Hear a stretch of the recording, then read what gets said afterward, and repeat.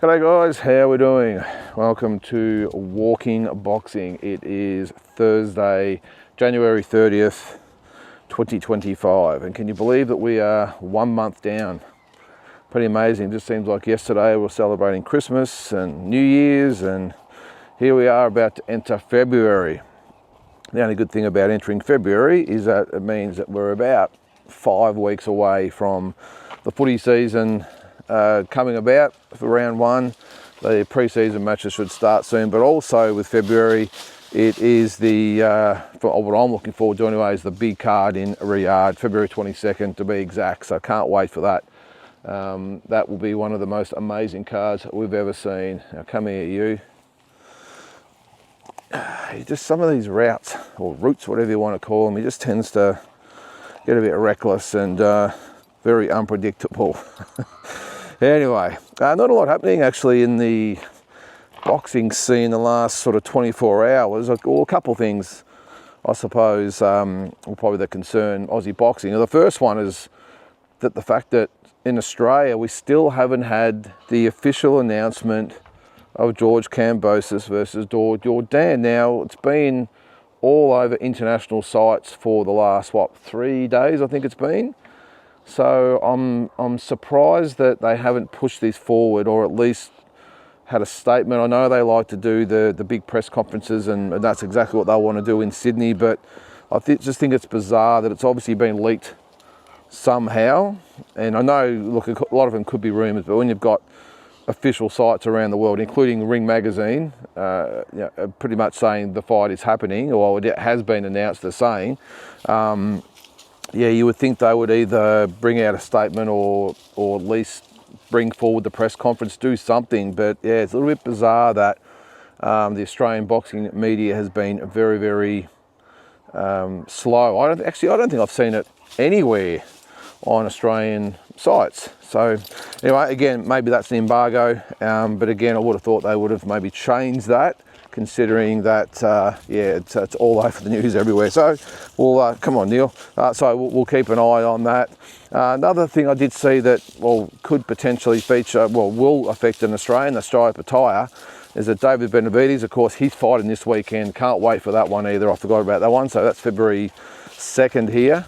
So that will be awesome, him and David Morrell. But what he's saying is after the fight, if he beats Morrell, that if he doesn't get the Bivol Beterbiev winner, that he will go up to cruiserweight to potentially fight Zurdo Ramirez, which surprises me, because wouldn't you want to probably fight in I suppose in most people's opinions, the best cruiserweight in the world. Now, maybe it's arguable. Maybe a lot of people think Zurdo Ramirez is the best cruiserweight out there. I'm not sure you could probably see it that way, but obviously there are people out there. But maybe David Benavides is looking at fighting Zurdo Ramirez and then potentially setting up a monster fight with Jai Pataya. Maybe that's the end game. But it did strike me as strange that he said that if I don't get Bivol Beterbiev winner, I'll go up to cruiserweight and fight Zurdo Ramirez in a potential, is it technically an all Mexican showdown? I suppose it's not, is it? Because David Benavides, he has got the Mexican roots. He is the Mexican monster, but he was born in America. Does that matter these days? Just ask Selena Gomez. Born in America, but it's her people being deported. Anyway, that's a different political issue, isn't it? We won't get into that too much. Now, one other thing, I'm not going to give it too much airtime, don't worry about that, but it's going to bring me into a bit of a segment. Jake Paul and Logan Paul apparently are going to fight. Now, again, I'm not going to give this too much airtime because I think these guys are both clowns, and especially the older one, Logan. But I did see that, but it got me thinking how bizarre that would be. Oh, look, it won't be a real fight as much as they pump it up as being a real fight. We know that. But it got me thinking about what are some other bizarre moments in the boxing ring. And I just did this quickly this morning off the top of my head as I was sort of getting ready. It got me thinking, what are sort of 10 really bizarre moments that have happened in the boxing ring that I've seen over the journey? And I've just made, as I said, I made a bit of a list. So I'm going to run through them, and I'm sure you guys have probably got your own list, but I'll run through them and see what you think. And again, I'm only doing this because there's not a lot happening in the last sort of 24 hours. Just sometimes you get a bit of a lull. So we like to fill the gaps with those, in those lulls with some content. And this is what I've got. In my opinion, 10 of the most bizarre moments ever in a boxing. Now the first probably 7 or 8 or whatever, any particular order, but probably the top 1 or 2 are definitive. Let me start. I'm going to go right back to, what year was it? It was about 1986 or 87, I think it was. Jeff Harding. Now, you're probably thinking, bizarre moments with Jeff Harding. What was bizarre about him? Well, he fought a guy by the name of Moses Velia. I think he was a Fijian. And it was on the undercard, might have been on the undercard of one of the Fennick fights or something like that, or the Waters fights. I can't remember. And most likely it would have been one of Jeff Fennick's fights. And this has happened a little bit, I've heard since then in other fights, but after the first round, the boots he had on obviously didn't react too well with the boxing ring canvas, and it was like he was actually on ice skates. He was slip sliding all over the place, literally couldn't keep his feet. And he, for that whole round, Jeff Harding of course was on the hunt like he always was back then. But Moses Velia is trying his best to compete with one of the best light heavyweights in the world at the time, and as well as boxing boots that he literally could not stand still. It was like he was in the middle of a frozen lake. It was quite bizarre. And good news for him, after the first round, they took the boots off. Actually, I might have tried after the first round to get the knife on the bottom of the boots to maybe give them some tread. I think that was the one, but whatever it was, after that, they took the boots off. He didn't slip slide around the ring anymore. He was in bare feet, but didn't end well for him, because as soon as he took the boots off, Jeff Harding proceeded to get him out of there. So, but it was bizarre. Look it up. I'm sure it's on YouTube somewhere, but it's always stuck with me. And it was one of the first things that came to my mind when I thought of this list is, geez, I still remember that fight from, nearly 40 years ago. And it stuck with me all that time, and it was probably the first one, as I said, that sort of come out. That was the first one I put on the list. The next one, I don't know whether it was bizarre, but it was when Robbie Peden knocked out Nate Campbell. Nate Campbell pretty much dominated the fight. Robbie had done well, but Nate Campbell was definitely winning the fight. It was in the 5th round. Nate Campbell was at the point where he was pretty much playing, or thought he was playing with Robbie Peden. Stuck out his chin and said, "Give it your best shot," and dropped his hands. And Robbie Peden said, "Thanks very much for the invitation," and a big left hook, and down went Nate Campbell and was knocked out. So again, I'm not sure it was totally bizarre, what your definition of bizarre is, but I think it is anyway. The fact that a fighter drops his hands, puts his chin there and says, "Let's go." And the last person you want to do that with is someone like Robbie Peden, by the way, who could punch with either hand. And Robbie Peden said, boom, left hook, thanks very much for that, and repeated the dose later on for the IBF world title belt. So again, arguably whether it's bizarre, but I'll put it on the list anyway. Another one which is definitely bizarre, there was a guy in England named Steve McCarthy, and he was fighting another fighter obviously, and he had him in the corner sort of unloading on his opponent. I think it was actually I'm not sure actually was it Steve McCarthy who was doing the punching or Steve McCarthy that was copying the punches, but either way, whoever was copying the punches and the punishment, their mother jumped into the ring and attacked the fighter that was doing the attacking, so the opponent. So I'll break that down. So the fighter who was under attack, his mother has jumped in the ring to save him, basically. I think she might have had a shoe or something as well and started hitting him on the head. I can't remember, but she attacked the guy in the ring. Now that definitely is bizarre. So that was another one there. I can't remember what year that was, but it was definitely in England. But the imagine that being the fighter. You're in there and you've got you're punching on, and your opponent's mother jumps in the ring, or worse yet, you're the fighter and your mother jumps in the ring. It's it's definitely not something you see every day. The next one, Curtis Harper. Now this is a guy in America. You probably don't know this name. He probably doesn't. Name probably doesn't ring a bell. Come here, man. Just got another dog walking past. Morning. How you doing? And so his name is Curtis Harper. Now what he did was he got in the ring, They did the announcements. They went to the centre of the ring. They touched gloves. They walked back to the corner, and the bell rang, and Curtis Harper proceeds to just hop out of the ring. Now, I still don't know exactly what this was about. I don't know whether it was some sort of protest, or I'm not sure. I've got to do some more research into this. I've got a feeling maybe the opponent was a killer anyway. Well, supposed killer. So the bell rang, and he literally just got out the ring and walked back to the change rooms.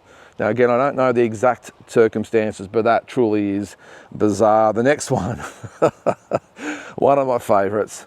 This was the brawl back in 1982. It was in Sydney at the Opera House, a strange place to have fights. It was at the Sydney Opera House, and it was two fighters. It was, I think it was Kevin Salisbury, I think that was his name, and Alex Markinov. Now, just don't quote me if that's not correct. I think that's the names anyway. And I'm pretty sure Frank Ropus might have been the referee, or Sharky Raymond it might have been, was the referee. And what's happened is one of them has punched the other one on the back of the head, and then one of the cornermen of the guy that had just been punched rushes into the ring, does a flying karate kick that just misses the fighter. He goes into the turnbuckle, then the opposing fighter's corner jump in, and it is on. But the most bizarre thing about it, and you got to watch this on YouTube, I'm sure you've seen it, but if you haven't, check it out. The referee, Sharky Raymond, gets involved, and he starts punching on with one of the cornermen. Can you believe that? First of all, you've got the flying karate kick. Then you've got the all-in brawl, which is nothing new. We've seen that a few times. But then to have the referee, there's probably about 20 people in the ring all punching on, but one of them is the referee punching on with the cornerman.